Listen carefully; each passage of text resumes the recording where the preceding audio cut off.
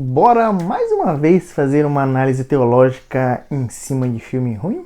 Salve galera, Rafael Fih aqui do Teologia em Hollywood, hoje para falarmos de Coringa Delírio A2. Lembrando que tem crítica recente aqui no canal sobre o primeiro filme e parece que eu acertei na minha previsão lá naquele vídeo, em que eu mencionei de que esse segundo filme, que ninguém estava pedindo por ele, pudesse ser uma experiência tão ruim que estragasse inclusive o primeiro filme. E eu realmente acho que eu acertei nisso, mas daqui a pouco a gente chega lá. Bom, aqui no vídeo então eu vou falar sobre o que eu acho que não funcionou nesse filme e do porquê que eu acho isso. E como praxe aqui do canal, já lá no final do vídeo, eu vou trazer algumas aplicações, alguns ensinamentos bíblicos para nossa vida com base nesse filme. Eu sei que eu estou um pouco atrasado aqui já para postar sobre esse filme, você já deve ter visto muita gente sentando o pau nele, mas eu ainda acho que esse vídeo vai acrescentar um pouquinho na sua vida. Então eu te convido já a dar aquela coringada no botão do like, deixe seus comentários aqui no vídeo, compartilhe ele com seus amigos e se inscreve aqui no canal, vem fazer parte desse sanatório de pessoas loucas por Jesus.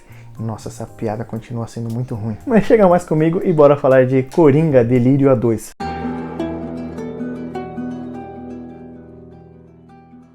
Lembrando, antes de mais nada, que essa daqui vai ser uma análise com spoilers, onde, sinceramente, eu acho que você nem deveria se preocupar com isso, porque é um filme que realmente não vale a pena, infelizmente. Mas se eu posso falar aqui rapidamente do que tem de positivo nesse filme, é basicamente a parte da sua fotografia. O filme, ele é muito bonito, em toda a sua imagem, sua filmagem, tudo, mas, ponto, acabou aqui meus elogios ao filme, eu acho que é só isso mesmo. Bom, já uma das primeiras frustrações que eu tive assistindo o filme é de saber que aquela cena, uma das cenas icônicas que o primeiro filme deixa pra gente, que tá lá bem no seu final, naquela interação dele com a psiquiatra, que ele sai correndo, com as pegadas de sangue no final ali e tudo mais. E a gente descobre que essa foi uma das fantasias do Arthur. E essa já é uma grande decepção, porque ela diz respeito muito ao que vai ser desse filme aqui. Porque para pra pensar, essa cena final, ela serve quase como que o estabelecimento. Opa, o Coringa realmente nasceu. Porque o primeiro filme, cara, eu não tenho vergonha de dizer que pra mim ele é um filme 10 de 10. É uma obra-prima. E a gente vê então esse surgimento dessa figura do Coringa.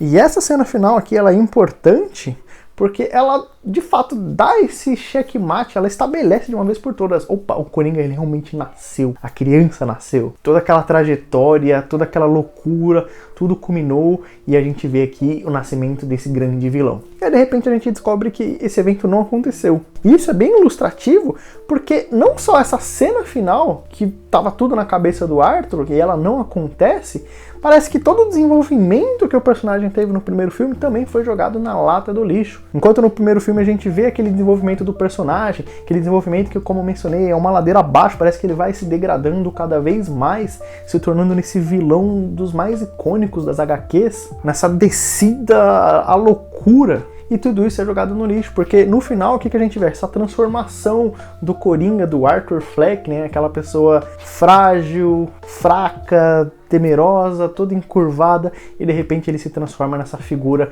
grandiosa, o Coringa, com atitude, com postura, parece que ele realmente se torna uma outra pessoa.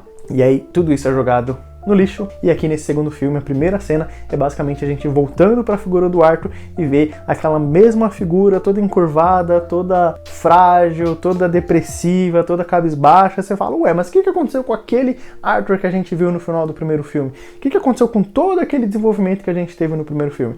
Ele simplesmente é descartado, parece que é tudo jogado no lixo. A grande tese do filme, que uma das teses que gira em torno do filme, é de que talvez o Coringa, o Arthur, ele tivesse duas personalidades e tudo mais. E no final o Arthur fala, não, esse sou eu mesmo, né? Eu sou esse cara frágil, eu realmente não sou nenhuma figura, não sou nenhum símbolo, não sou nada e tudo mais. Só que o grande ponto não é esse, mas sim que mais uma vez parece que o desenvolvimento dele do primeiro filme foi tudo por água abaixo. E a gente tem aquele Arthur pior do que o começo do primeiro filme. Porque, claro, eu não posso ser injusto e não dizer que há certa coerência com o personagem do Coringa aqui. Porque o Arthur Fleck, lá no primeiro filme, ele realmente não quer ser esse símbolo revolucionário, ele não quer ser nenhum símbolo político, de revolução, de anarquia, alguma coisa do gênero. E ao mesmo tempo, ele também tem essas características um pouco infantis, e ele se apegar muito rápido e de uma maneira muito intensa ao amor, também reflete um pouco dessas características infantis do personagem, quase como que uma criança que não recebeu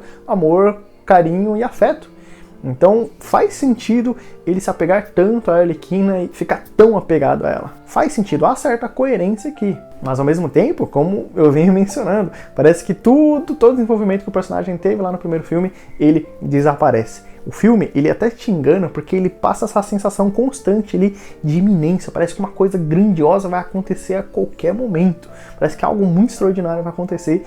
E aí, de repente, o filme acaba e essa sensação ela não se concretiza. Na verdade, muito pelo contrário.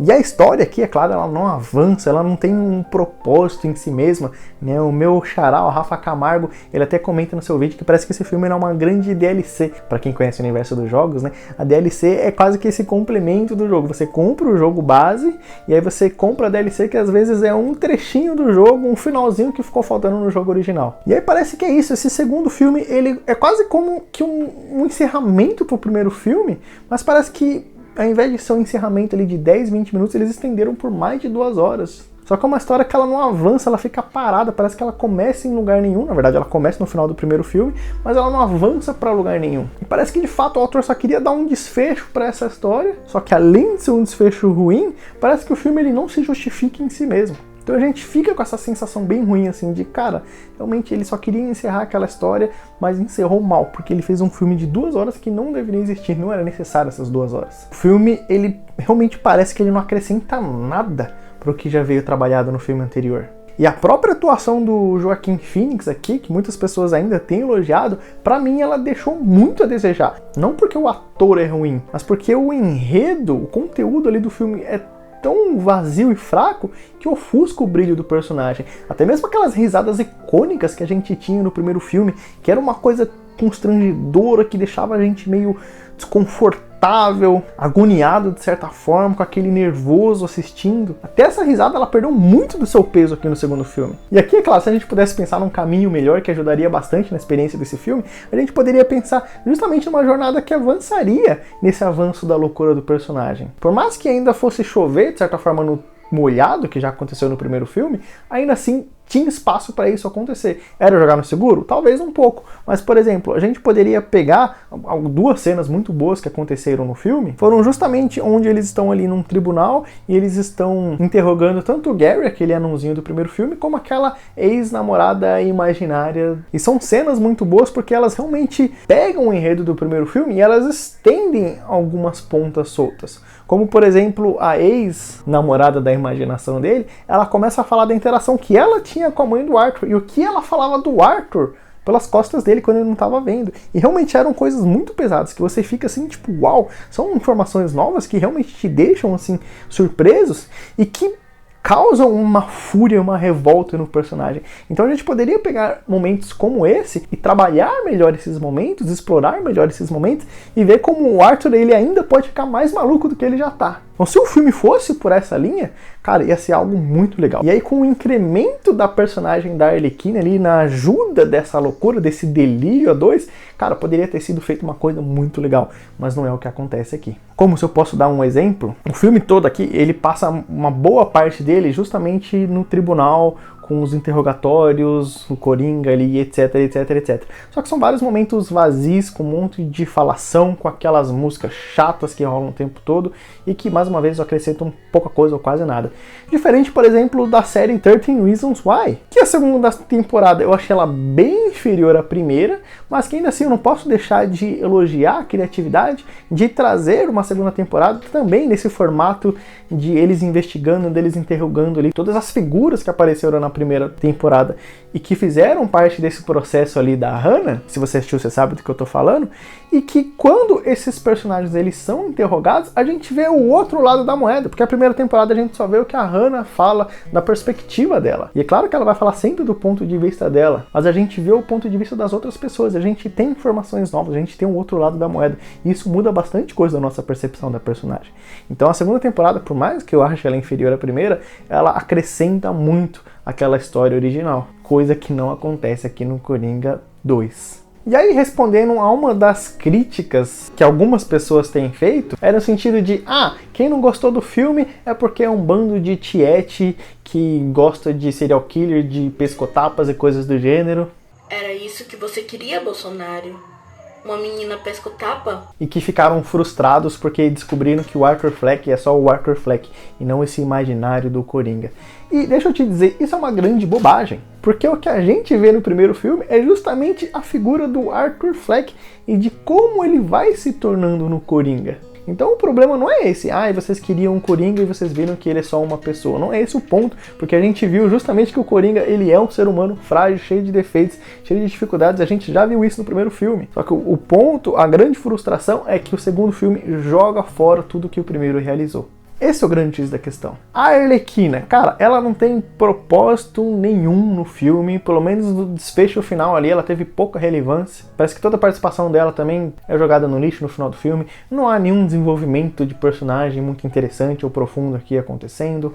Tem muitas cenas que aparecem no trailer, ou que aparecem no próprio filme também, e que são desperdiçadas, que também não tem resultado nenhum, como por exemplo, uma cena que aparece no trailer que tá no filme, é dela pegando e quebrando uma vidraça ali, roubando uma televisão. É uma cena que você se pergunta o que ela tá fazendo ali e ela não tem consequência nenhuma durante o filme. Como se fosse a coisa mais natural do mundo. Vou roubar aqui uma televisão aqui na loja e não vai acontecer nada comigo. Muitas cenas também que pareciam tão icônicas, que seriam novas cenas icônicas no filme, que aparecem nos trailers, elas não aparecem no filme. E o próprio momento em que a Arlequina ela aparece maquiada, fantasiada ali, que a gente pensa que, nossa, a gente assiste o trailer e fala, nossa, daqui deve ser o clímax do filme, deve ser aquele momento apoteótico, assim, o ápice do filme. E não, é um momento que não acontece nada. Ela vai se fantasia, se maquia, ela aparece lá e não acontece nada. É irritante, é frustrante, é decepcionante. O filme aqui, a essa altura, não deve ser novidade pra ninguém que ele é um musical, isso já estava claro, já era dito já desde antes do lançamento do filme, e ele é um musical no sentido mais porco da palavra. Eu até comento no meu vídeo em que eu falo daquela animação Léo da Netflix, de como deveria ser um musical de verdade. Que um bom musical é aquele que as músicas elas acontecem de uma maneira até que de certa forma natural e que as músicas são boas, né? Que você termina o filme e você fala, nossa, eu vou aqui no Spotify, eu vou ali procurar essas músicas desse filme que eu realmente gostei, eu quero ver essas músicas de novo. E o mau musical é aquelas que jogam umas músicas aleatórias do nada, que te tiram do filme, que só te deixam com raiva e pior ainda, são músicas ruins, que você não vê a hora de acabar, e é exatamente o que acontece aqui no Coringa 2. Para não ser injusto, tem uma musiquinha só que eu curti um pouco mais, mas só. E a justificativa também para o musical existir, ela é bem fraca, porque o que a gente tem no Coringa do primeiro filme, ele é um dançarino, ele dança igual um maluco toda hora e tudo mais. E é muito interessante isso acontecendo no primeiro filme, porque a gente vê aquela figura do Coringa dançando e aquela música, por mais que ele esteja numa dança toda animada e tudo mais, há uma música melancólica tocando, um negócio pesado, denso. Cara, o primeiro filme é magnífico. E aqui no segundo filme não, ele ainda dança aqui e acolá, mas não com essa mesma tensão do primeiro filme. E a justificativa do musical, como eu disse, é bem porca. Ele vai para uma aula de musiquinha lá, em que ele conhece a Arlequina, ele nunca mais volta para essa aula de música, ele só aparece lá uma vez, e aí de repente, blá blá blá blá blá, eles estão cantando o filme inteiro. E aqui o filme brinca com a loucura do Arthur, em que ele se imagina cantando em vários momentos, se imagina no palco e etc, etc, etc.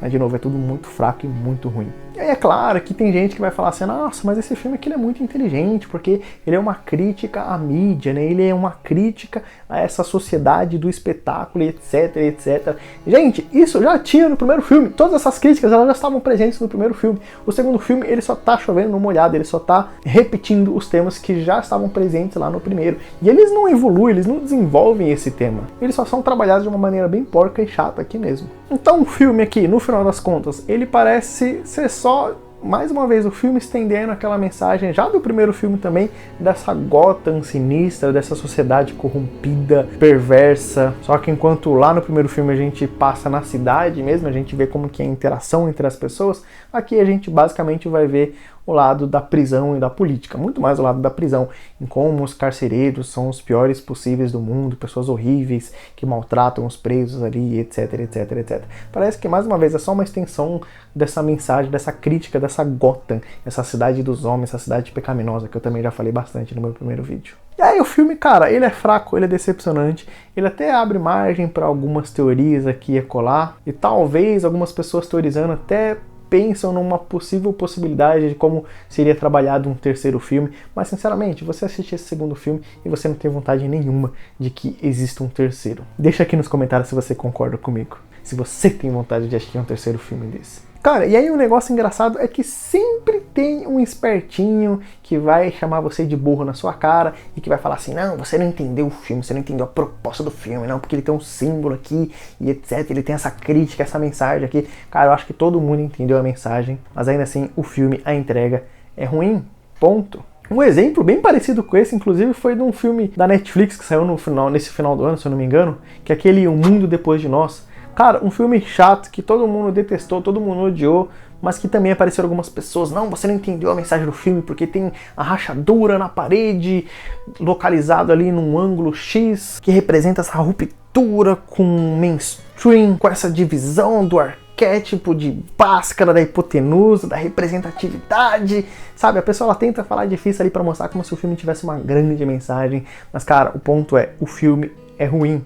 Acabou. Teve até uma pessoa que falou assim, não, o filme ele existe pra te frustrar, como se isso fosse uma coisa boa. Não é. O filme, o propósito principal do filme, o propósito primeiro do filme, tem que ser o de te entreter. O mais importante do filme é ele te divertir. É claro também que a pessoa não pode pensar só nisso na hora de fazer um filme, né? Vou fazer um filme que vai agradar todo mundo, porque senão vai entregar aquele filme feijão com arroz, vai jogar no seguro e os filmes vão ser todos parecidos e sem graça. Então é bom que os filmes eles ousem, eles tentem ser diferentes. Isso não é uma coisa ruim. Mas também não dá pra você pegar um filme ruim e falar como se ele fosse a coisa mais maravilhosa porque ele tem um símbolo, porque ele tem uma mensagem oculta, porque ele tem um símbolo na parede que representa isso, aquilo, aquilo outro. Isso não é o suficiente pra sustentar um filme. O filme bom é aquele que você assiste, é claro, que te diverte e que ele se torna ainda melhor quando ele tem toda uma crítica, quando ele tem toda uma simbologia, quando ele tem uma mensagem ainda mais profunda daquela camada superficial. Esse é um bom filme. E é claro que muitas vezes a nossa expectativa também não bate com a frustração por causa da expectativa diferente do filme.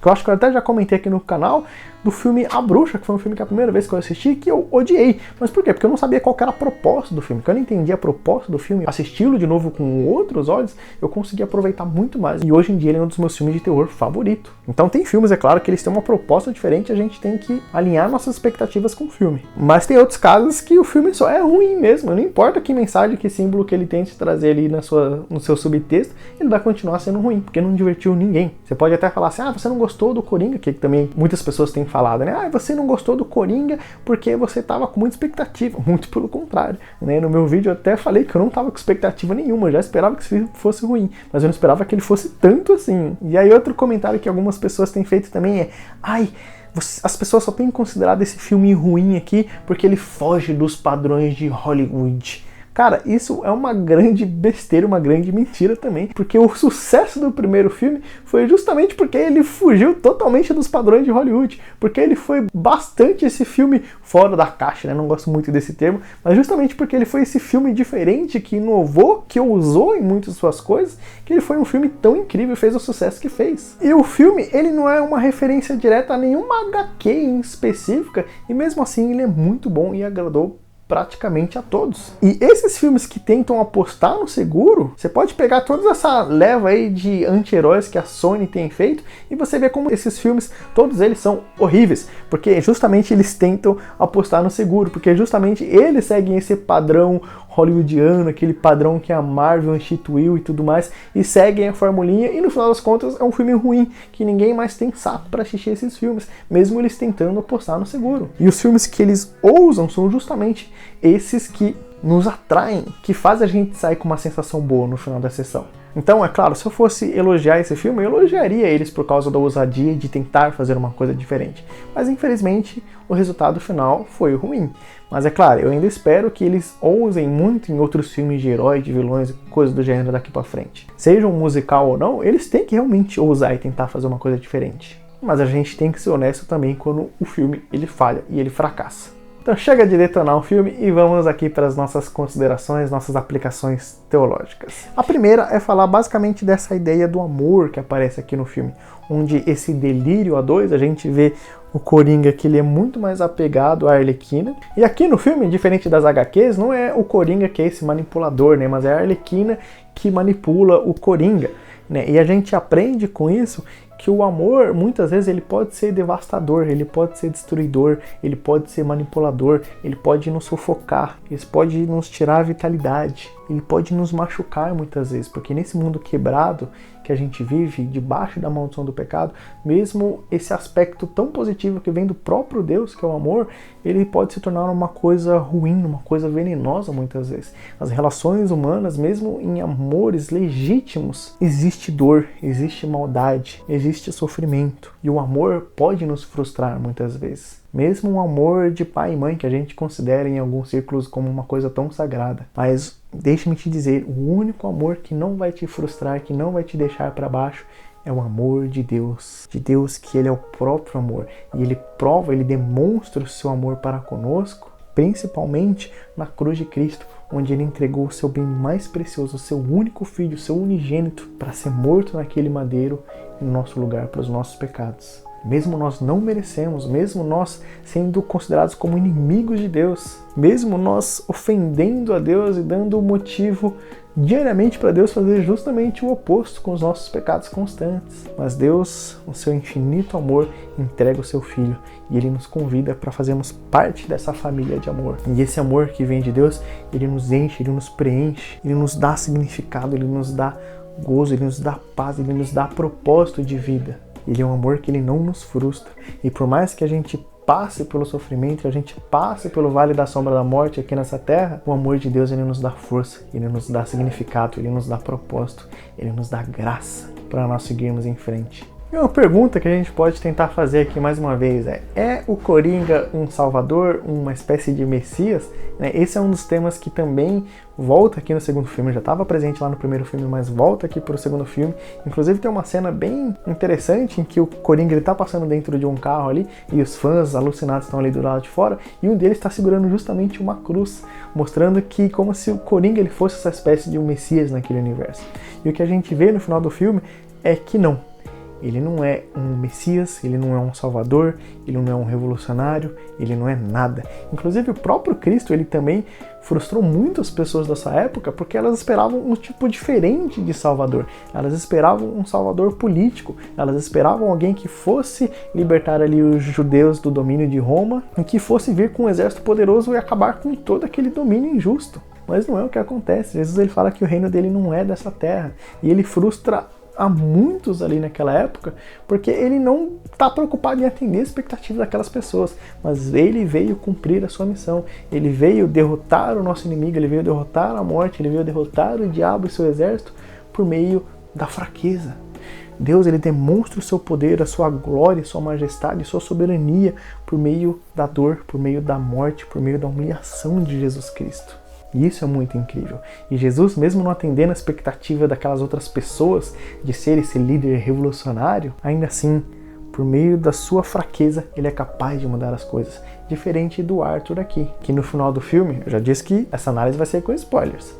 No final do filme, então, ele morre e no final das contas ele não muda nada. Você pode até falar assim, mas ele morre, mas influi nesse imaginário do Coringa. Cara, ele não influenciou em nada. O que a gente viu no filme é que justamente essa ideia do Coringa, ela se perpetuou sozinha, que o Arthur não foi responsável por nada. Ele, na verdade, foge daquilo no final do filme. Ele foge dessa expectativa das pessoas e ele quer ser só o Arthur, ele quer só viver um amor adolescente com uma mulher. E a sua morte é resultado dessa frustração das outras pessoas para com ele. E a sua morte, naquele universo, ela não muda nada. Diferente da morte do nosso Salvador Jesus Cristo. Que é essa morte que também, naquela época, e até os dias de hoje, vamos dizer assim, ela frustra muitas pessoas, mas é por meio dessa morte que todas as coisas foram feitas novas. A morte de Jesus Cristo, ela mudou todas as coisas. A morte de Jesus ela realmente trouxe resultados efetivos. Ela transforma não só a nossa vida, mas também toda a criação experimenta dessa transformação. A morte, o Evangelho de Jesus Cristo, é o poder de Deus que é revelado naquele madeiro. E por fim, uma aplicação interessante que a gente pode trazer para as nossas vidas aqui é justamente dessa ideia de você viver ali segundo a expectativa das outras pessoas. Porque o cristão, ele não deve viver segundo a expectativa das outras pessoas, mas isso é claro, com cuidado.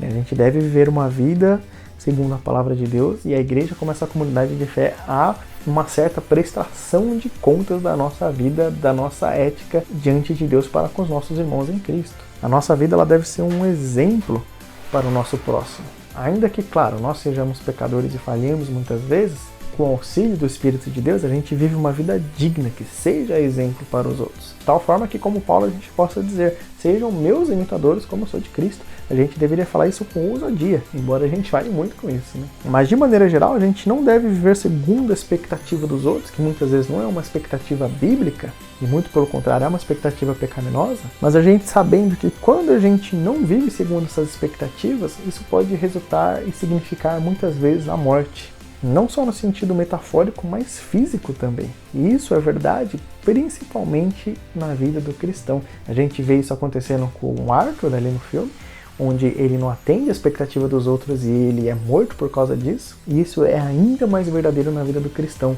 em que nós vivemos segundo a palavra de Deus. A palavra de Deus que ela é tão atacada ainda no dia de hoje, que as pessoas consideram uma coisa tão retrógrada, atrasada do passado e etc., que as pessoas odeiam os mandamentos de Deus. Então a gente vive não segundo o padrão e a moral do mundo, mas a gente vive segundo a vontade de Deus. E isso, mais uma vez, é esse estilo de vida que pode significar a nossa morte diariamente. Então cabe a nós, como cristãos, carregar a nossa cruz diariamente e seguir ao nosso Senhor e Salvador. Fechou? Então esses foram os meus comentários sobre Coringa, Delírio A2. E cara, eu ainda não assisti o Pulso 2, mas já vi que tem algumas pessoas falando que é um filme ruim. E se eu for trazer mais um vídeo aqui pro canal, fazendo teologia em cima de filme ruim, eu acho que eu vou criar um novo quadro aqui pro canal. Inclusive, se você tiver sugestões ou nome para esse quadro, já deixa aqui nos comentários. E deixa também nos comentários se você assistiu Coringa, se você pretende assistir, ou se você não quer nem passar perto desse filme, se você tirou mais alguma lição bíblica do filme, e bora continuar trocando essa ideia aqui nos comentários. Fechou? Eu espero que você não tenha cometido a insanidade de ainda não ter deixado o like nesse vídeo. Mais uma vez te convido a comentar, compartilhar com os amigos e se inscrever no canal e fazer parte aqui desse grande sanatório. Então é isso, gente. Fiquem com Deus. Até a próxima. Eu espero ver você aqui no canal em breve. Um abraço. Tchau.